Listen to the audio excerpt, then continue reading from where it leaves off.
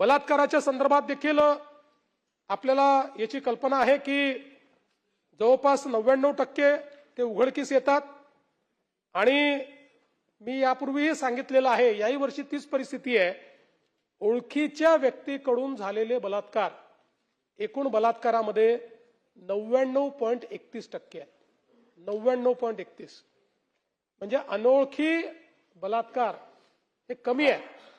समाजामध्ये स्त्रियांना ज्या परिस्थितीला सामोरं जावं लागतं त्याचं हे उदाहरण आहे की कुठेतरी त्यांना लिव्हरेज करून दबावामध्ये आणून किंवा वेगवेगळ्या पद्धतीनं स्त्रियांचं शोषण हे आपल्या समाजामध्ये होतं आणि म्हणूनच सातत्याने 2012 नंतर एकही वर्ष असं नाही की ज्या वर्षी बलात्कार या संज्ञेखाली म्हणजे डेफिनेशन आहे त्या संज्ञेखाली जे गुन्हे रजिस्टर होतात त्याची संख्या सातत्याने वाढते।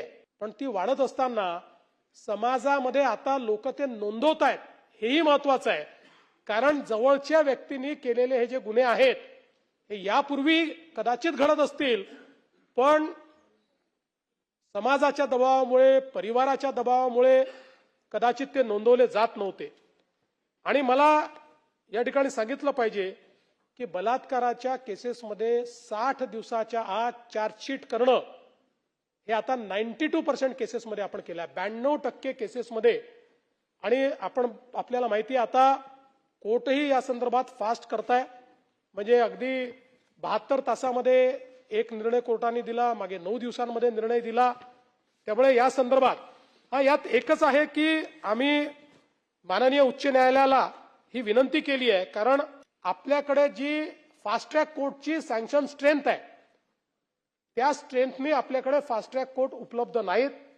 फास्ट ट्रॅक कोर्टचं इन्फ्रास्ट्रक्चर आपण दिलंय पण ते नेमण्याचे अधिकार हे माननीय उच्च न्यायालयाचे आहे।